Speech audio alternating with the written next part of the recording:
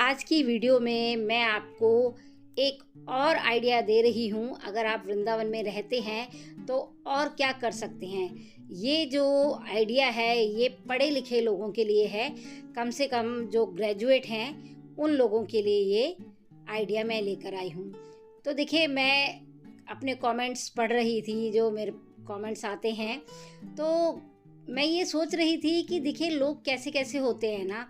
अब मैंने एक वीडियो डाली, पिछली वीडियो में मैंने बताया था कि एक चाय के बिज़नेस के बारे में, तो कई कमेंट मेरे पास ऐसे आए कमेंट। तो वो लोग कहते हैं मैम बिज़नेस तो कहीं भी किया जा सकता है, वृंदावन में ही क्यों करना है, और वृंदावन में ही मतलब ऐसी ऐसी कॉल्स भी आई मेरे पास कि वृंदावन में आप किसी को क्यों बुला रहे हो बिज़नेस के लिए, और क्यों मतलब वृंदावन में इतनी भीड़ लगा रहे हो, पहले ही इतनी भीड़ है।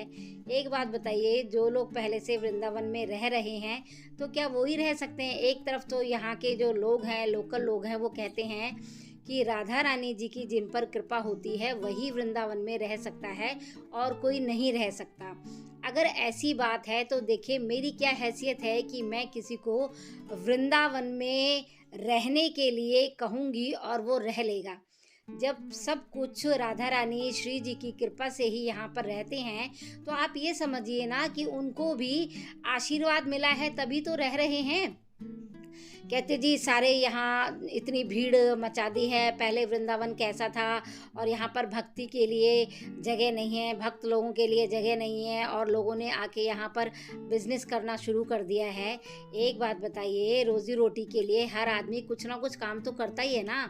अब भक्ति भी अगर आप करते हैं तो भक्ति आप किसे कहते हैं। एक जैसे बुरा मत मानिएगा, आप मान लीजिए माला जाप आप कर रहे हैं तो क्या अपने आप को आप भक्त कहते हैं।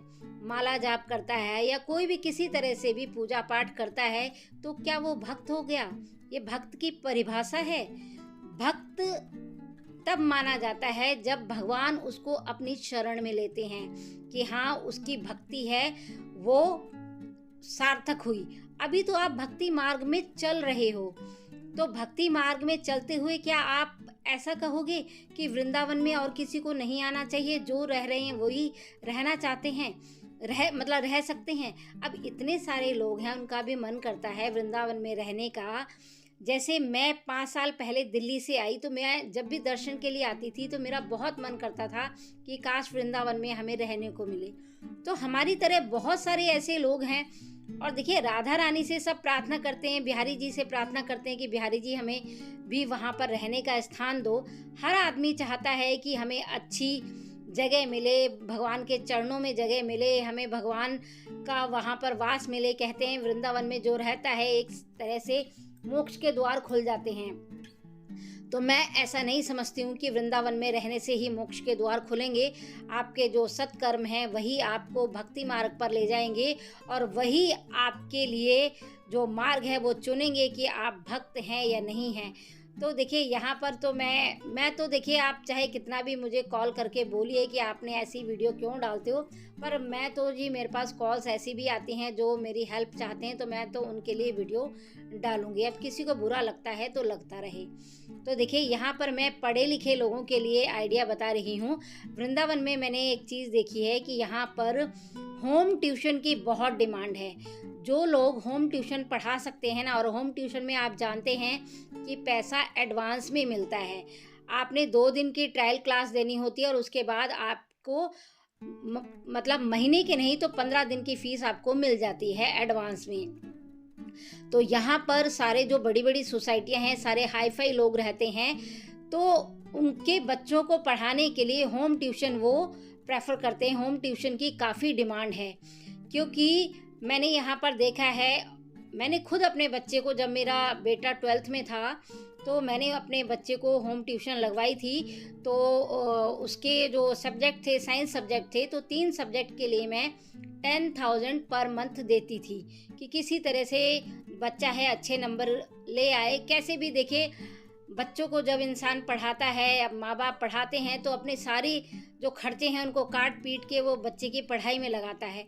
तो मुझे पता है कि 10,000 रुपये पर मंथ देना कोई आसान नहीं होता, पर मैंने अपने बच्चे के लिए दिया ताकि उसका जो फ्यूचर है वो बन सके, उसको अच्छे कॉलेज में एडमिशन मिल सके।